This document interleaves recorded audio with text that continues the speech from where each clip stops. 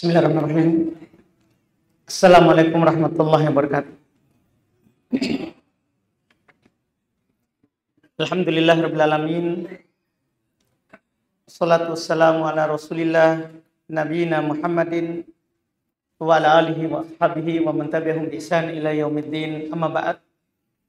Alhamdulillah, kita pada malam hari ini melanjutkan pembahasan fikih tentang puasa yang kita ambil di pertemuan sebelumnya.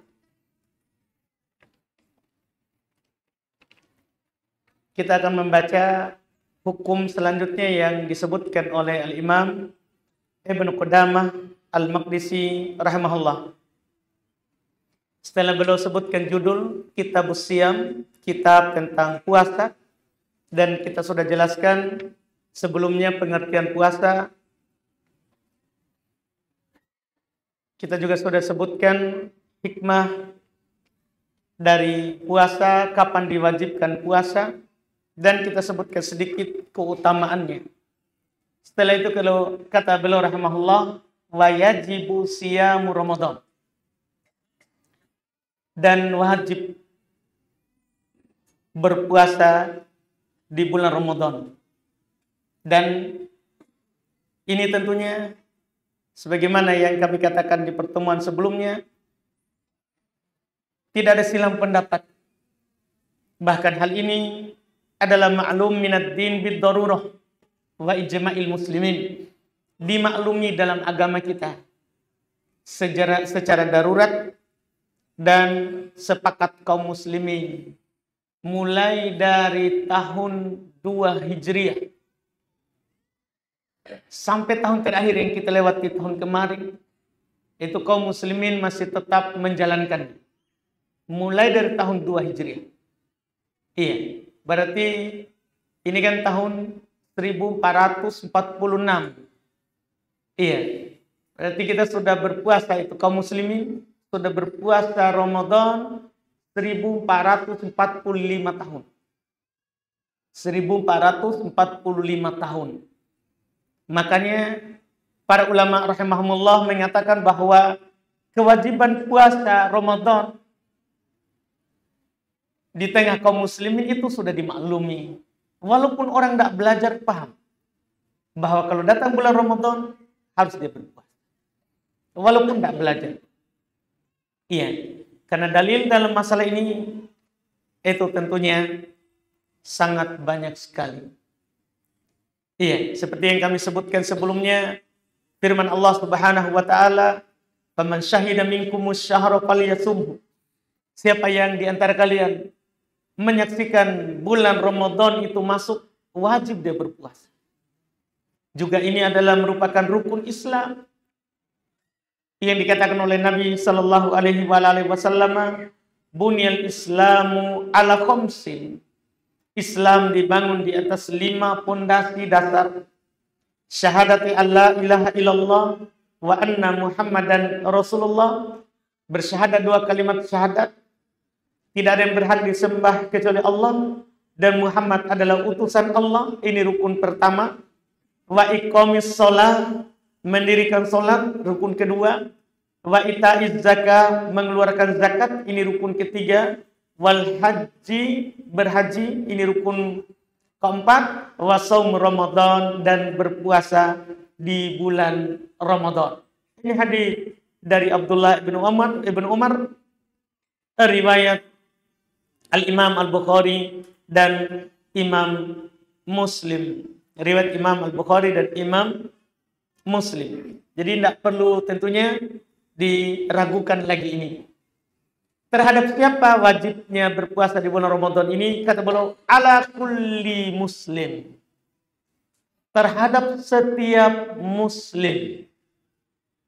Terhadap setiap muslim. Ini juga telah disepakati. Tidak wajib puasa Ramadan terhadap kafir. Karena kewajiban puasa Ramadan hanya terhadap muslim. Hanya terhadap muslim. Dan ini tidak ada silang pendapat juga di kalangan ahli fikih. Di kalangan ahli fikih. Kemudian kata beliau, baligin. Bukan hanya muslim, tapi syarat berikutnya, muslim yang berusia baligh. Laki-laki dan wanitanya. Iya, yang penting sudah berusia baligh, maka wajib baginya untuk berpuasa. Ini juga syarat terhadap kewajiban rukun Islam yang ini. Harus berusia baligh. Dan para ulama kita berdasarkan dalil-dalil dari Nabi kita Muhammad sallallahu alaihi wasallam ya telah menjelaskan anak kecil belum balik tidak berdosa kalau dia tidak berpuasa. Cuman diperintahkan untuk berpuasa kalau dia mampu sebagai latihan. Bukan karena wajib.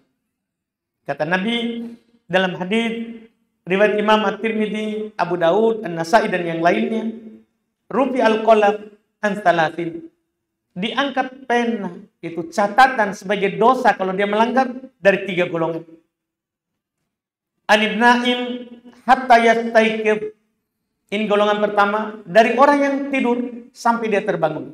Kalau ada orang tertidur, mengigo. Dia tiba-tiba tidur, ngigo, talak istri. Di sampingnya, saya talak kamu. Ngigo. Diangkat pena dari ini. Tidak jatuh talak.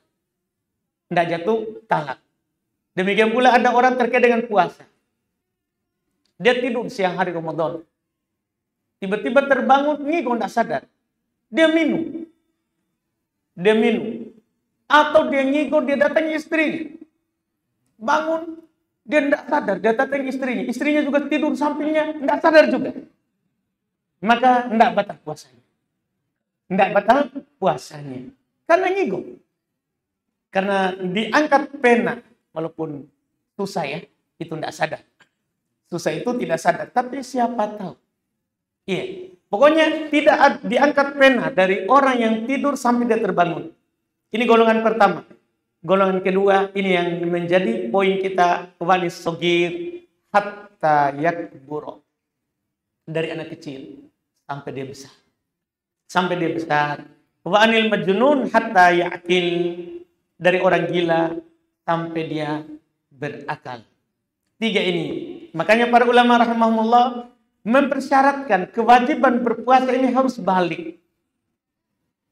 Dan akan terjadi balik terhadap seorang dengan beberapa tanda tentunya. Kalau laki-laki dengan sempurna usianya 15 tahun. Atau tumbuhnya bulu di sekitar kemaluannya. Atau keluarnya mani. Apakah dengan mimpi basah? Atau dia pegang-pegang burungnya? Pegang-pegang kelaminnya? Keluar maninya dengan syahwat. Maka dia telah berusia balik. Adapun bagi perempuan sama juga dengan tadi. Apakah berusia 15 tahun? Atau tumbuhnya bulu di sekitar kelaminnya?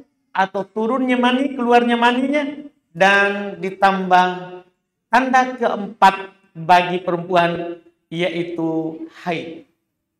Kalau seorang perempuan, seorang anak keluar darah haidnya, ya, maka dia telah balik. Dia telah berusia balik. Ini syarat wajib puasa. Syarat berikutnya akil. Berakal. Berakal. Makanya tadi sudah kita singgung hadisnya, orang gila tidak diwajibkan baginya berpuasa sampai kembali berakal, sampai kembali akalnya. Qadir al-shaum, mampu berpuasa. Ini juga syarat penting. Karena kaidah umum dalam syariat kita, la wajiba illa ma'al istita'ah. Tidak ada kewajiban kecuali harus ada kemampuan. Artinya kalau tidak mampu, tidak wajib. Kalau tidak mampu, maka tidak wajib. Maka tidak wajib. Jadi harus orang yang mampu untuk berpuasa. Makanya dimaafkan. Orang sakit untuk tidak berpuasa. Saat dia sakit. Kalau diharapkan kesembuhannya, maka wajib qadha. Akan kita bahas nanti.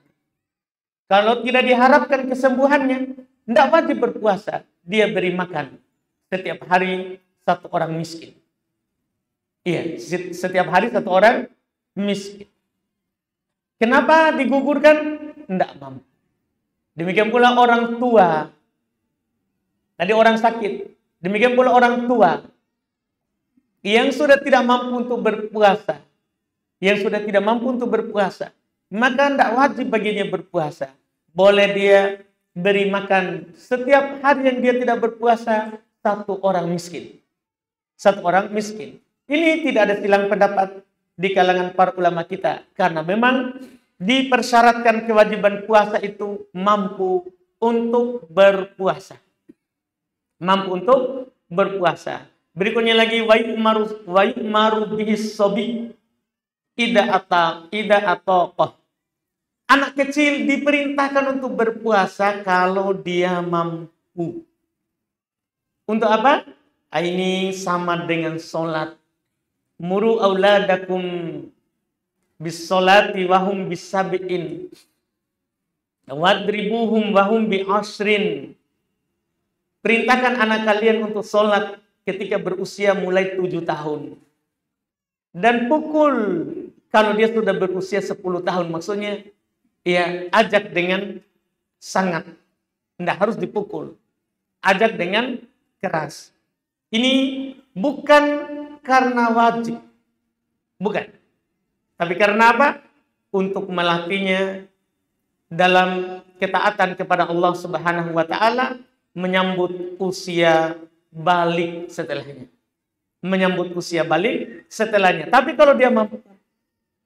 Kalau dia tidak mampu, tentunya ya tidak wajib dan juga tidak berdosa apabila dia tidak berpuasa. Apabila dia tidak berpuasa. Kemudian kata beliau rahimahullah berikutnya, wa yajibu bi ahdi thalathati asya'a. Wajib puasa di bulan Ramadan itu dengan 3 perkara. Pertama, kamal Sya'ban. Sempurnanya, berakhirnya bulan Sya'ban. Ketika bulan Sya'ban sudah berakhir dan masuk awal Ramadan, wajib berpuasa.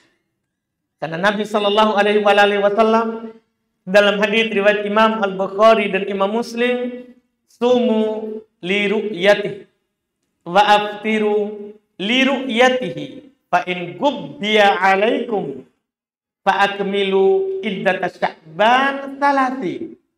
Berpuasalah karena kalian melihat bulan. Berbukalah karena kalian melihat bulan. Jika dihalangi ada awan tertutup dari melihat bulan, maka sempurnakan bilangan Sya'ban menjadi 30. Jadi dengan sempurnanya Sya'ban, maka wajib kita berpuasa besok. Hari ini misalnya 30 Sya'ban tadi, maka besok sebentar subuh ya kita sahur. Ini pertama yang menjadikan puasa Ramadan itu wajib. Iya.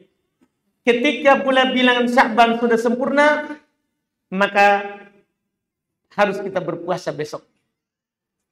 Kalau tidak, maka cara berikutnya, wa ru'yati hilal Ramadan. Dengan melihat hilal bulan Ramadan. Iya, kita sekarang misalnya di malam di hari ke-29 Sya'ban. Maka kita lihat hilal, apakah Ramadan sudah masuk atau belum? Iya. Kalau lihat, maka puasa kita besok. Walaupun Sya'ban masih 30, masih 29, besok 30. Kita puasa. Kalau tidak lihat, genapkan 30. Karena Nabi SAW katakan, sumu li ru'yatih. Berpuasalah karena melihat bulan. Karena melihat bulan. Bahkan ini yang dikatakan oleh Allah Subhanahu wa taala di dalam Al-Qur'an. Faman syahida minkumus syahra falyasumhu. Siapa saja di antara kalian melihat bulan puasa, yaitu bulan Ramadan. Yaitu bulan Ramadan. Ini cara kedua untuk berpuasa.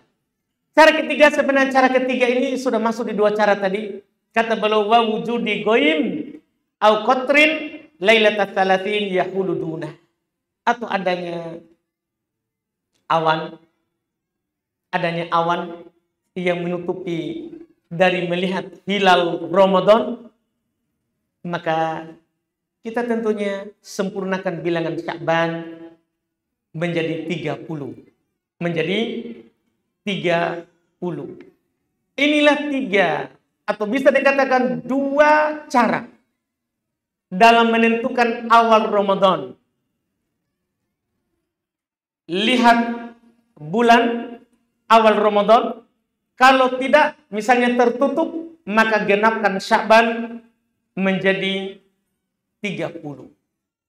Dua ini semuanya ada dalam ayat dan hadis. Dua ini semuanya ada dalam ayat dan hadis. Apakah wajib kita berpuasa karena hisab? Ini kita sebutkan, mungkin ini pembahasan penutup untuk ini karena pembicaraan hisab agak panjang sedikit. Apakah boleh kita berpuasa karena hisab, itu perhitungan ya lewat ilmu falak, tidak melihat bulan yang sudah ditentukan jauh hari sebelumnya? Pertama, dalam cara yang terdapat dalil Quran ataupun hadis, dua. Lihat hilal Ramadan. Kalau tertutup, maka sempurnakan Sya'ban. Itu cara sederhana dan mudah dilakukan, serta ya tidak ada takalluf, tidak ada berlebihan di dalamnya. Dan kalau salah, maka itu dimaafkan karena Allah yang menyuruh kita itu. Iya, oleh karena itu dua cara tadi seluruh ulama madhab bersepakat bahwa dua cara itu adalah cara yang syar'i, cara yang dianjurkan oleh syariat. Lihat tanggal 29 hilal Ramadan. Kalau tidak, genapkan Sya'ban. Genapkan Sya'ban. Demikian pula untuk keluar dari Ramadan. Untuk keluar dari Ramadan, lihat di malam 29 Ramadan. Di 29 Ramadan, lihat malam ke-30. Kalau dilihat, maka puasa hanya 29. Kalau tidak dilihat, genapkan puasanya menjadi 30. Menjadi 30. Iya.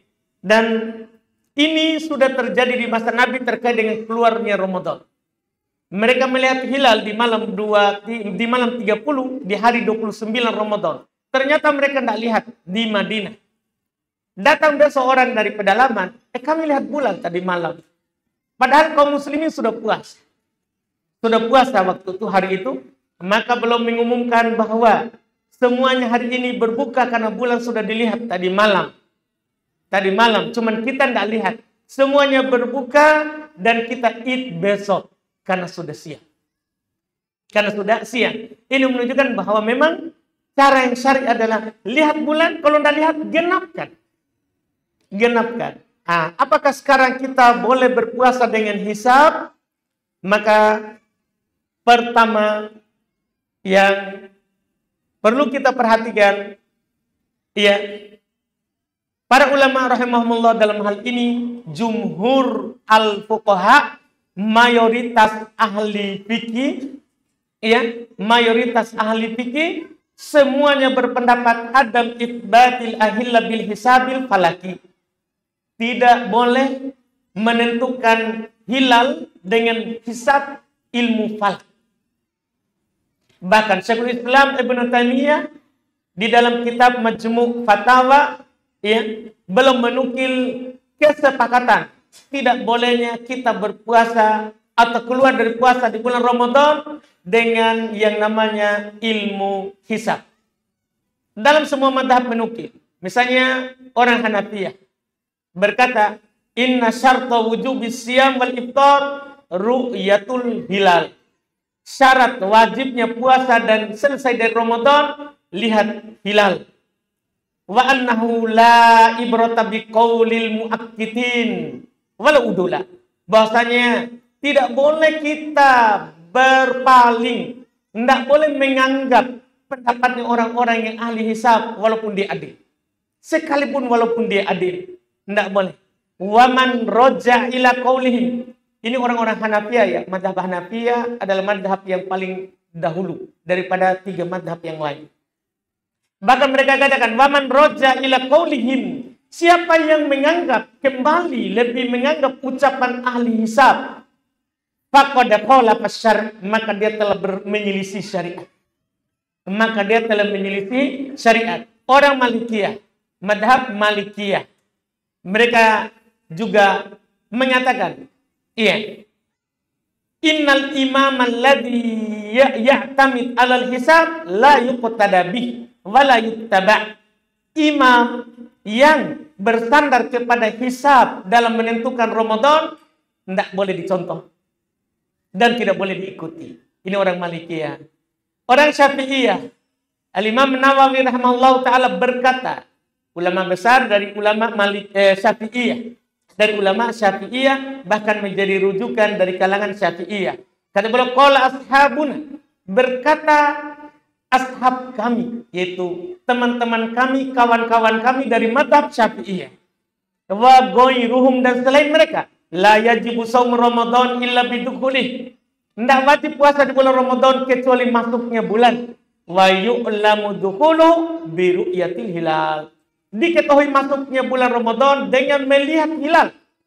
Fa in gumma, kalau ditutup awan. Wajib istikmalu Sya'ban 30. Wajib kita sempurnakan Sya'ban menjadi 30. Syekhul Islam Ibnu Taimiyah, beliau dari mazhab Hanabilah, beliau bilang, fa inna na'lamu bil ittirar min dinil Islam annal amala fi ru'yati hilalis shaum wal hajj wal iddah wal ila wa ghairi dzalika min ahkamil muta'alliqah bil hilal. Iya. Kami mengetahui dengan darurat dari agama Islam bahwa beramal dengan melihat hilal itu yang dipakai dalam puasa. Itu yang dipakai dalam haji. Itu yang dipakai dalam masalah iddah. Itu yang dipakai dalam masalah ila. Ketika seorang bersumpah untuk tidak mendatangi istrinya, yang dipakai adalah bulan langit. Bulan di langit. Wa ghairi dzalika, dan selain itu dari hukum-hukum yang terkait dengan hilal. Yang terkait dengan hilal. Semua begitu. Kalau ulama sekarang, kita bisa melihat ulama sekarang seperti Syekh Ibn Baz, beliau berkata, ya, inna ulama al-ummah fi sadril Islam qad ajma'u ala tibari ru'yati fi itsbati syuhur al-qamariyah dunal hisab.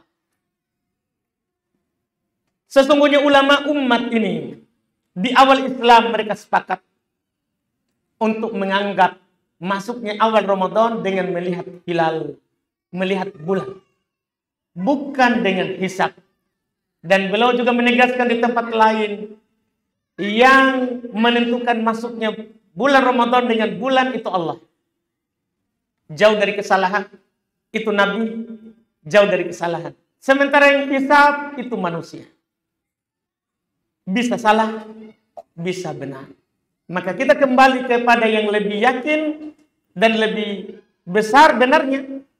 Walaupun salah kita dimaafkan untuk menggenapkan Sya'ban, itu lebih menenangkan. Apalagi terjadi perselisihan dan perbedaan. Kalau akan terjadi perbedaan dalam menentukan bulan antara ilmu falak dengan ilmu hisab falaki dengan ilmu ru'yatul hilal, maka kita kembali ke ru'yatul hilal. Tidak boleh kita bersandar kepada falak sedikit pun. Tidak diperbolehkan. Iya, itu yang dinukil oleh para ulama kita kesepakatan. Siapa yang menyelisih ini, maka menyelisih kesepakatan. Apalagi menyelisih pemerintah, apalagi menyelisih pemerintah, tentunya itu dia menyelisih 3 golongan. Allah, Rasul, pemerintah. Allah, Rasul, dan pemerintah. Ini tentunya kesalahan yang tidak patut kita ikuti karena berat masalah yang ditimbulkan setelahnya. Masalah yang ditimbulkan setelahnya. Alhamdulillah kita cukupkan dulu dengan itu. Kita lanjut lagi nanti di pertemuan akan datang insyaallah.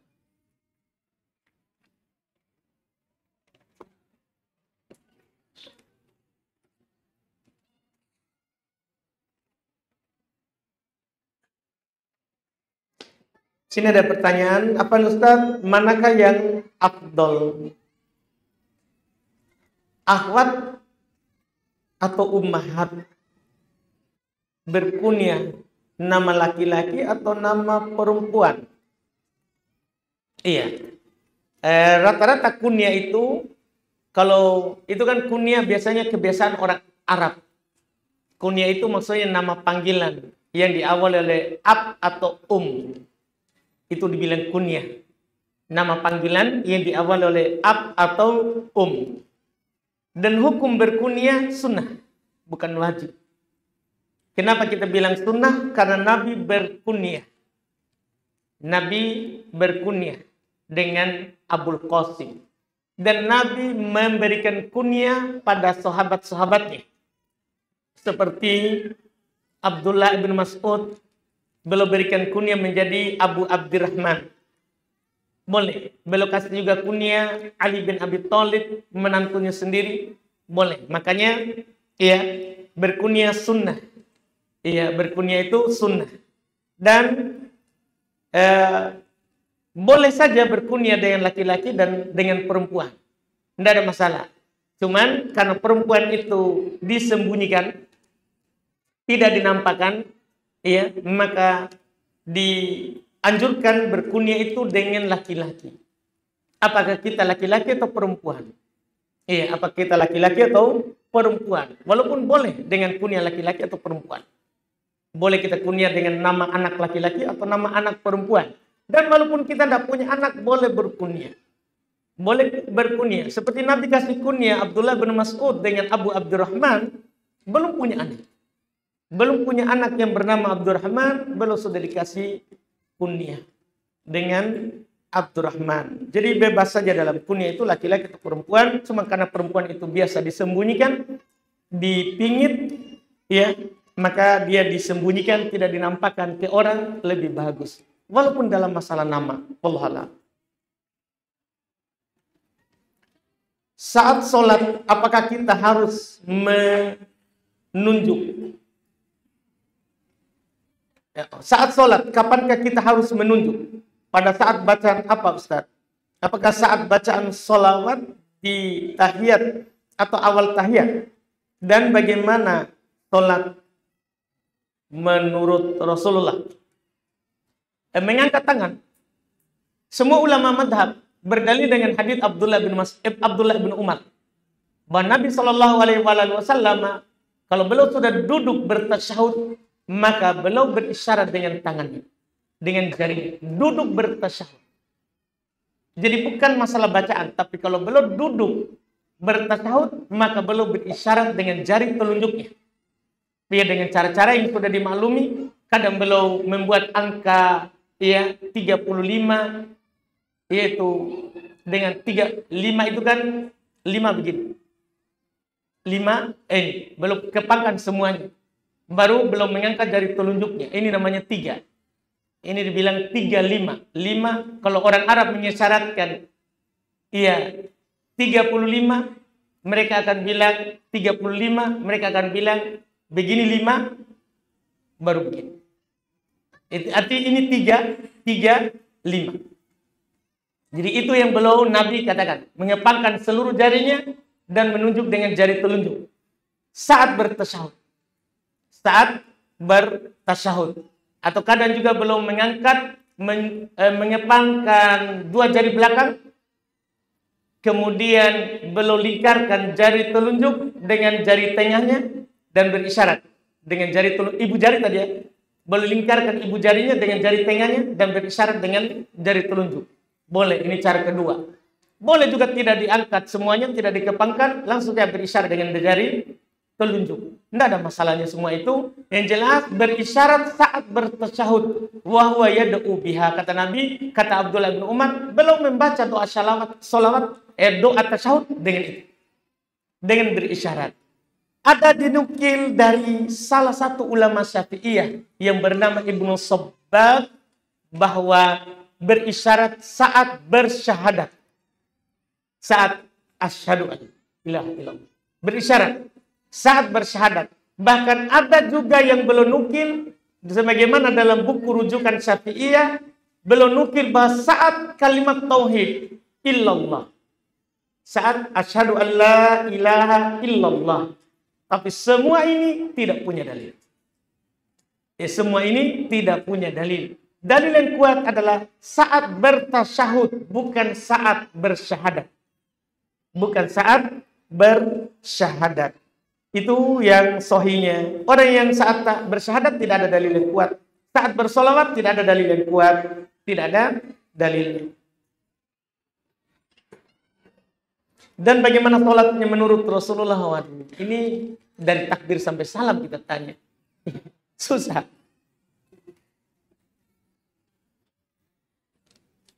Saat istri haid, waktu lama masa haid adalah 7 hari.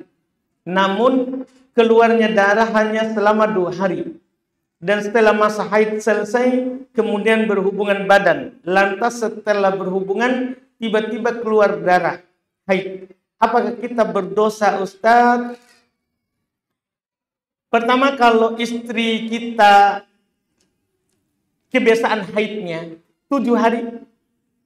Iya, kan ini kita cuma bilang, saat istri haid, waktu lama masa haid adalah 7 hari. Kalau memang dia punya kebiasaan 7 hari. Dia sudah rutin 7 hari. Kemudian di antara 7 ini kadang kering. Maka tak boleh kita berhubungan badan. Kalau dia punya kebiasaan. Beda kalau dia punya kebiasaannya, dia tidak punya kebiasaan. Dan haidnya tidak teratur. Kadang kering, kadang putus. Nah, maka saat kering, tidak haid. Saat putus, saat keluar, haid. Jika yang keluar itu adalah darah haid.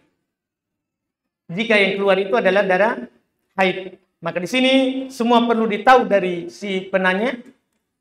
Apakah memang maksudnya istrinya punya kebiasaan 7 atau bagaimana? Kalau kebiasaannya memang 7, berdosa. Tidak boleh kita mendatangi istri saat dia haid. Tidak boleh berhubungan badan. Tidak boleh berhubungan badan. Kalau kita hanya menyebutkan orang kan paling banyak haidnya 7 hari. Kemudian istri kita ternyata suci dalam 2 hari. Tidak keluar lagi darah. Tidak keluar lagi darah. Kemudian kita berhubungan badan. Halal. Adapun yang keluar setelahnya, dilihat lagi. Apakah itu darah haid yang keluar atau bukan. Karena darah haid itu dikenal. Dia berbau. Dia warnanya merah kehitaman. Tidak merah tipis. Dia merah kehitaman. Terus dia itu tidak membeku lagi kalau sudah keluar. Keluar mengalir. Keluar mengalir. Kemudian kalau dicuci di air, warna airnya itu akan merah. Kalau kita siram pakai air, warnanya menjadi keruh, bukan darah haid. Itu darah istihadah karena adanya urat yang lecet atau putus ketika berhubungan badan sehingga mengeluarkan darah. Atau kecelakaan sehingga mengeluarkan darah. Itu semua perlu dilihat oleh perempuan. Iya, kan darah haid itu dikenal. Darah haid itu dikenal. Butuh dirinci apakah kita punya kebiasaan atau tidak, atau darah yang keluar itu bagaimana, Allah alam. Bolehkah kita berdoa dengan bertawassul dengan menyebut nama-nama orang soleh? Tidak boleh. Tidak boleh bertawassul dengan menyebut nama orang soleh, bahkan nama Nabi tidak. Tidak boleh. Kita bertawassul dengan nama-nama Allah. Itu tawasul yang syar'i. Apa dengan amalan soleh yang pernah kita lakukan? Itu boleh. Iya. Kalau dengan nama Allah jelas dalilnya. Walillahil asmaul husna fad'uhu biha. Allah memiliki nama-nama yang indah, berdoalah dengan menggunakan. Iya, berdoalah menggunakan nama Allah. Minta pengampunan, ya Ghafur. Minta rezeki, ya Razzaq. Minta ilmu, ya Alim. Iya. Minta kasih sayang, ya Rahim, ya Rahman. Minta apa saja, boleh kita sebut nama Allah. Itu namanya bertawasul. Atau boleh kita menyebutkan amalan soleh yang pernah kita lakukan dan kita anggap itulah yang paling soleh. Itulah yang paling soleh. Dibolehkan. Adapun pakai nama orang soleh, tidak boleh. Bahkan pakai nama Nabi, tidak dibolehkan. Tidak dibolehkan.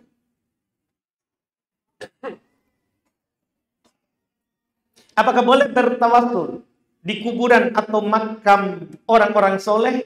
Karena banyak sekarang orang yang melakukan hal tersebut, bahkan keturunan Rasulullah SAW melakukannya. Tidak boleh. Iya, tidak pernah Nabi. Sebelum itu Nabi juga sudah ingatkan. Jadi Nabi SAW 5 hari sebelum wafat, beliau berkata, la'anallahu al-yahud wan nasara. Ittaqadu kubur anbiya'ihim masajida. Allah melaknat Yahudi dan Nasara yang menjadikan kuburan para nabi dan orang soleh mereka menjadi masjid. Menjadi masjid. Dan Nabi melarang kuburannya untuk dijadikan itu. Nabi katakan, wala taj'alu qabri wathanan yu'bad. Jangan kalian menjadikan kuburanku sebagai berhala yang disembah. Datang ke sana berdoa, mengelus-elus, tidak boleh. Tidak boleh. Kata Aisyah, walihada lam yubraz kubur Nabi. Oleh karena itu kuburan Nabi tidak dinampakkan. Karena Nabi melarang untuk diibadahi. Kuburan Nabi tidak dinampakkan. Disembunyi saja. Bagaimana kita lihat. Kalau kita pergi umroh, haji, orang di kuburan Nabi seperti orang kerasukan. Iya. Ambil berkah di tembok, di tiang. Makanya tidak dinampakkan. Kan Nabi melarang. Kan itu orang-orang Yahudi, orang-orang Nasara. Oleh karena itu, para sahabat ketika Nabi masih hidup, mereka datang kepada Nabi, minta didoakan. Minta didoakan. Setelah Nabi meninggal, tidak ada satupun dari mereka yang datang ke kuburan Nabi untuk berdoa. Tidak ada. Muncul doa di kuburan ini setelah munculnya orang-orang sufi yang mengagungkan orang soleh, melebihi kedudukannya. Melebihi kedudukannya dari orang-orang yang menyembah kubur. Dari orang-orang yang menyembah kubur. Itu tentunya tidak dibolehkan. Hal itu adalah tawasul syirkiyah. Tawasul yang syirik. Kita berbicara apa adanya saja. Tawasul syirik adalah tawasul dengan orang di kuburan. Orang di kuburan. Bagaimana hukumnya menabung dan menyimpan uang pada bank? Sini ada dibilang bank. Bank apapun, mau syariah atau konvensional, boleh kita menabung uang di dalamnya untuk menjaga harta. Bukan untuk menggandakan harta. Kalau kita bertanya untuk menggandakan harta, tidak boleh. Kita sebagai muslim, haram riba. Haram riba. Allah Subhanahu wa taala berfirman, wa ahallallahu al-bai'a wa harrama riba. Allah menghalalkan jual beli dan mengharamkan yang namanya riba. Kita sebagai muslim haram yang namanya riba. Tapi boleh nggak kita menyimpan uang di bank? Boleh. Untuk menjaga harta atau kita punya transaksi terkait dengan bank, boleh. Tinggal nanti kalau ada ribanya, kita keluarkan, belanjakan di kebutuhan umum, bangun jalan, bangun WC, bangun sekolah, boleh. Tanam pohon, boleh. Yang penting tidak boleh bangun masjid. Karena innallaha thayyibun la yaqbalu illa thayyiban. Allah itu maha baik, tidak menerima kecuali yang baik. Tidak boleh bangun masjid pakai uang riba. Iya. Atau kita kasih ke miskin. Jadi uang riba itu dua diarahkan. Miskin atau ke fasilitas umum. Ke fasilitas umum. Wallahualam.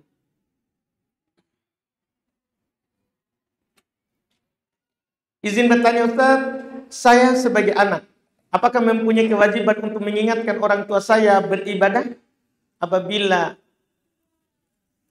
iya, bagaimana caranya? Apabila tidak, apa yang dapat saya lakukan untuk orang tua saya selain berdoa? Iya, ketika kita melihat kemungkaran dari orang lain ataupun orang dekat, wajib kita ingkari. Kan begitu. Ada kewajiban dari orang dekat kita, tidak dilakukan, kita ingatkan. Karena Allah Subhanahu wa taala berfirman, "Wa anzir ashirataka al-aqrabin." Ingatkan keluarga dekat. Iya. Kata juga Allah Subhanahu wa taala berfirman, "Wa'mur ahlaka bis-shalah wastabir 'alaiha." Ajak keluargamu untuk salat dan bersabar. Bersabarlah di atas. Sudah diajak, belum mau, sabar aja. Iya, ajak lagi. Iya, ini menunjukkan semuanya adalah tentunya kita wajib. Iya, untuk mengingatkan keluarga kita untuk beribadah kepada Allah dan meninggalkan larangan-larangan Allah Subhanahu wa taala. Cara menyampaikannya tentunya dengan hikmah kita sebagai anak ya, tidak menggurui tapi mengusulkan atau menyarankan. Iya, mengusulkan atau menyarankan tentunya dengan kalimat-kalimat yang lembut. Ya, kalimat yang halus. Allah ketika mengutus Nabi Musa dan Nabi Harun ke Fir'aun, manusia terjahat. Tentunya orang tua kita tidak sejahat Fir'aun. Apa kata Allah kepada keduanya saat awal diutus? Ya, ketika Allah suruh dia ke Fir'aun untuk mendakwakan agama Allah, kata Allah, "Faqula lahu qawlan layyina." Katakan kepada Fir'aun itu ucapan yang lembut. La'allahu yatadzakkar aw yakhsha. Semoga dia bisa mengingat atau minimal dia takut. Minimal dia takut. Jadi ucapkan dengan ucapan yang lembut, jangan kasar, ya, jangan dibentak karena orang tua. Karena orang tua kita, wallahualam. Kalau diterima alhamdulillah, kalau tidak maka Allah Subhanahu wa taala berfirman, "Innaka la tahdi man ahbabta, walakinnallaha yahdi man yasha." Allah itu kamu ini kepada Nabi Muhammad. Kamu tidak akan bisa memberi hidayah kepada orang yang kamu cintai. Akan tetapi Allah lah yang memberi hidayah kepada siapa saja yang dia kehendaki. Artinya kita hanya sebab. Kalau kita sudah ingatkan salat, jangan lakukan itu salah. Dia dapat petunjuk, alhamdulillah. Dia tidak dapat petunjuk, ya itu di atas, belum dikehendaki. Kan tidak bisa kita memberi hidayah siapapun yang kita cintai. Iya, wallahualam.